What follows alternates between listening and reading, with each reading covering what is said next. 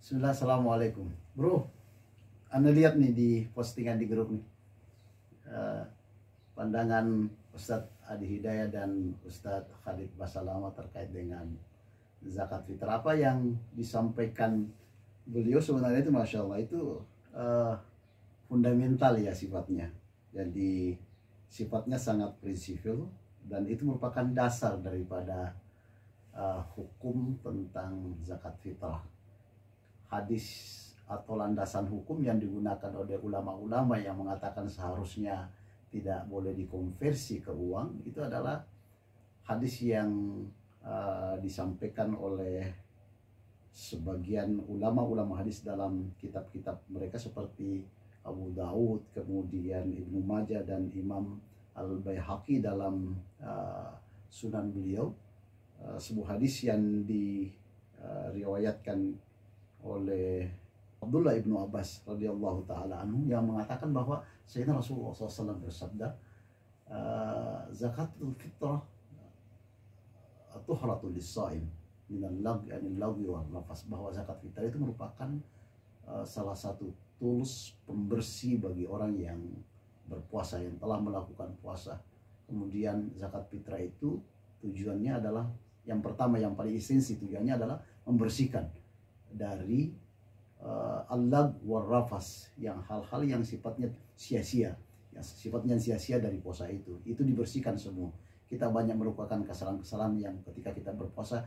Zakat fitrah tujuannya adalah membersihkan hal yang sia-sia. Yang kedua adalah tu'matul masakin. Nah, ini kata-kata tu'ma di sini ini kemudian menjadi dasar bahwa harus dengan makanan, berdasarkan hadis yang disampaikan oleh sahabat Abdullah ibnu Abbas yang ada dalam kitab-kitab sunan dan juga bisa ditemukan dalam Mustadrak Imam Al-Hakim.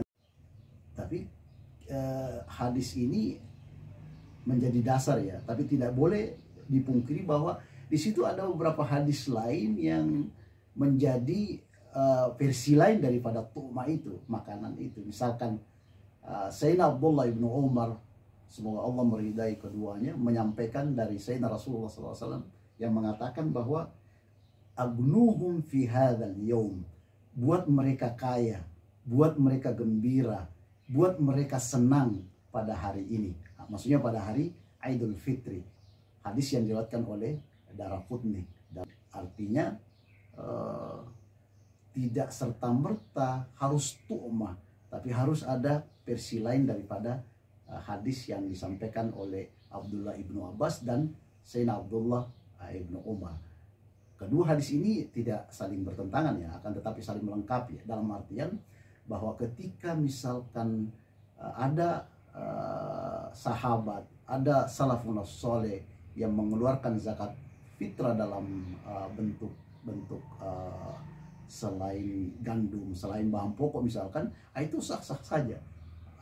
Misalkan Abdullah ibnu Umar melakukan, sahabat itu merupakan mengeluarkan zakat fitrah dengan kima, dengan nilai 2,40 misalkan, atau kalau kita misalkan di Karachi yang dikeluarkan dengan diterbitkannya surat himbauan untuk mengeluarkan zakat yang senilai dengan 1020, itu merupakan terjemahan dari apa yang disampaikan oleh sahabat Abdullah ibnu Umar, aghnihum fi hadzal yaum, gembirakan mereka. Apa yang disampaikan oleh Uwas dan Khalid Basalamah tidak salah, karena itu sangat fundamental.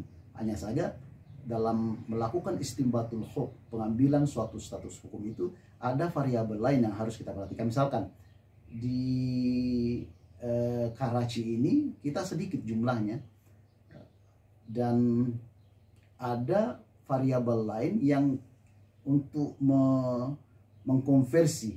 UAS mengatakan boleh dikonversi ya, nanti ke DKM atau ke pengurus atau amil zakat. Kemudian Ustaz Basalamah lebih ekstrim, tidak boleh mengkonversinya. Dan ini saya rasa ini sangat menyalahi apa yang dilakukan oleh salafun salih seperti Abdullah ibnu Umar, yang Umar bin Abdul Aziz juga di zaman beliau itu juga membolehkan untuk mengkonversi zakat fitrah ke uang ya, mata uang setempat. Atau Sidi Hasanul Basri juga melakukan konversi, membolehkan konversi dari makanan pokok ke uang, atau ke yang lain. Di hadis yang disampaikan oleh Sayyidina Rasulullah SAW itu tidak bersifat inklusif, tapi dia hal yang dibolehkan untuk dilakukan konversi. Hal lain mungkin yang tidak, ketika kita ingin menetapkan suatu hukum, bahwa di Karachi ini, khususnya di KJRI ya, yang mustahik zakat kita itu adalah teman-teman kita, saudara-saudara kita, adik-adik kita, anak-anak kita yang ada di Jamiah Binuriyah, Jamiah Ibnu Abbas, atau Jamiah yang lain, Umar Al-Faruq misalkan. Mereka itu kita punya kegiatan membagi sembako setiap bulan. Ini mungkin yang harus menjadi variabel yang membolehkan untuk konversi uang ya.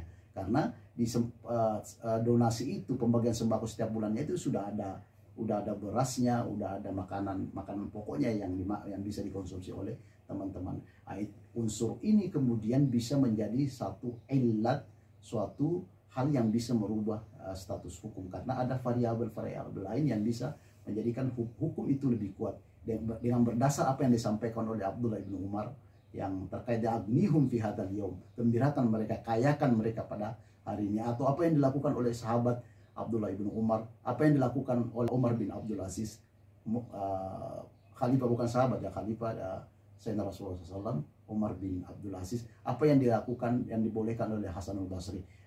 Dan umumnya pandangan Sada Asy-Syafi'iyah tidak membolehkan pada dasarnya, walaupun ada beberapa masyayikh dari Imam Syafi'i membolehkan. Ahnaf umumnya membolehkan untuk melakukan konversi. Demikian, mudah-mudahan ini bisa menambah wawasan kita sehingga kita lebih bisa menerapkan apa yang disampaikan oleh Sayyidina Rasulullah SAW. Assalamualaikum.